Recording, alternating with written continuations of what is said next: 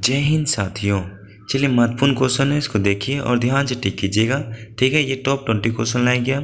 Top 20 में से देखिए आपका कितना सही होता है, आपको ध्यान से टिक कीजिएगा। ठीक है, क्वेश्चन आप लोग का, भारत में चांदी का सर्वाधिक उत्पादन किस राज्य में होता है। क्वेश्चन क्या कहता है, ध्यान से देखिएगा। चांदी की सर्वाधिक उत्पादन किस राज्य में होता है भारत में, देखिएगा। ठीक है, क्वेश्चन क्या पूछा है आपसे, चांदी का जो उत्पादन होता है किस राज्य में होता है भारत का।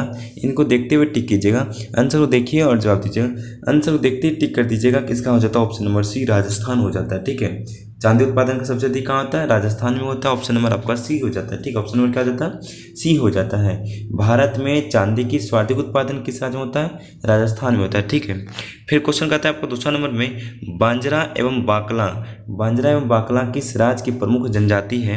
इनको देखिए, 2 नंबर का आंसर क्या हो जाता है, 2 का पूछा जा रहा आपसे, बांजरा एवं बाकला। ठीक है, क्वेश्चन नंबर 2 में कह रहा है आपसे, बांजरा और बाकला किस राज्य की प्रमुख जनजाति है। इनको देखिए, जवाब दीजिएगा। ठीक है, इसका आंसर देखते पता चल जाएगा आप लोग का, हो जाता है option number D, Andhra Pradesh हो जाता है। ऑप्शन नंबर डी हो जाता है, आंध्र प्रदेश हो जाएगा। ठीक है, चलिए इसका आगे हम लोग देखते हैं।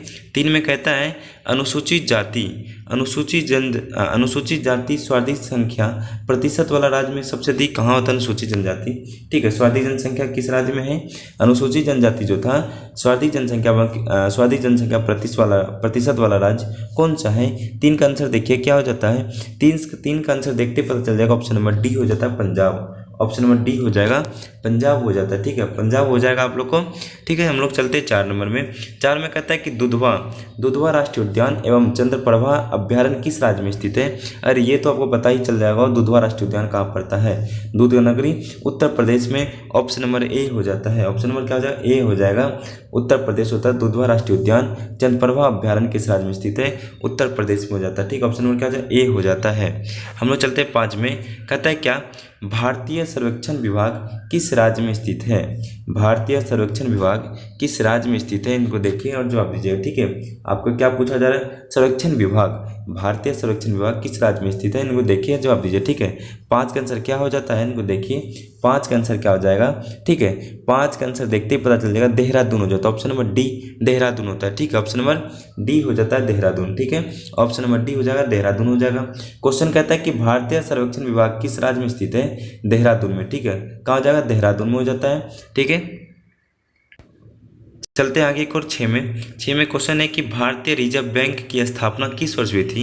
ये पूछा जा रहा है, भारतीय रिजर्व बैंक, आरबीआई का स्थापना कब हुआ था। ठीक है, आरबीआई का स्थापना कब हुआ है, इनको देखिएगा। क्वेश्चन नंबर 6 में कहता है कि आरबीआई का स्थापना देखते पता चल जाएगा, ऑप्शन देखते पता चल जाएगा, ऑप्शन नंबर डी हो जाता है, 1 अप्रैल 1935 को।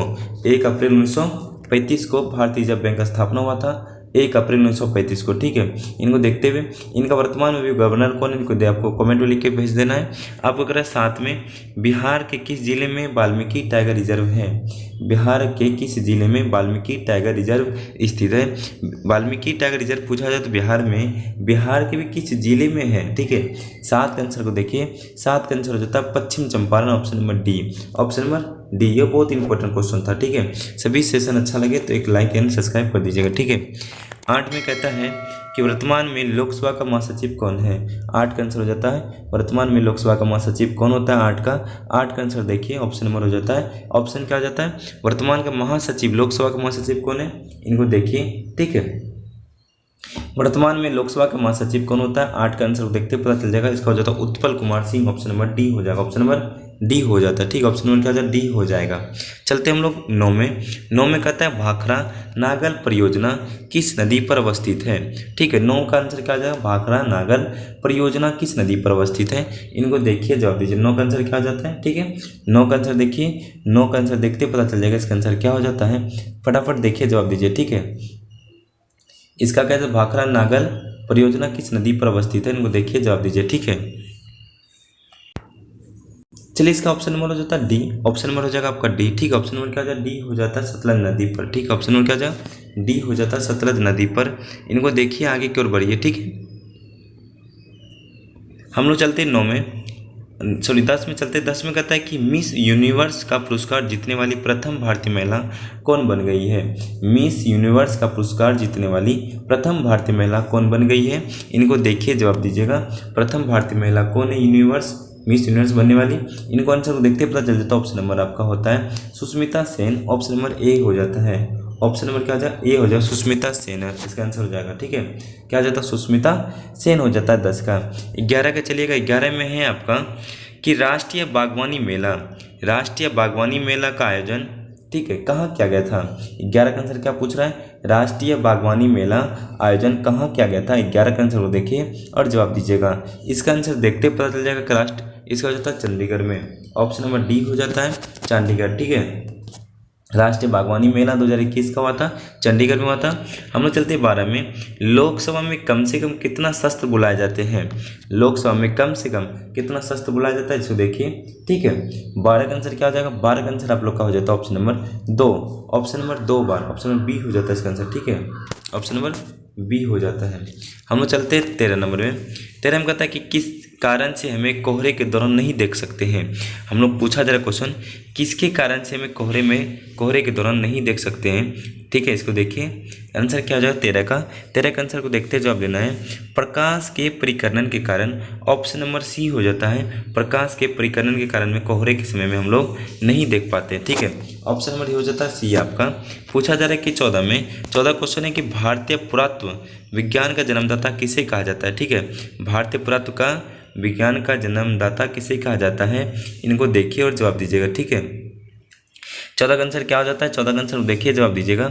14 का आंसर देखते पता चल जाएगा, ऑप्शन नंबर आप लोग का हो जाता है C, Alexander kingdom. Option number C हो जाएगा, अलेक्जेंडर किंगडम हो जाता है। ठीक है, ऑप्शन नंबर क्या है, सी हो जाता है। ठीक है, ऑप्शन नंबर सी। 15 में हम लोग चलते हैं, 15 में क्वेश्चन है, पृथ्वी पर सबसे पुराना जीव कौन सा है।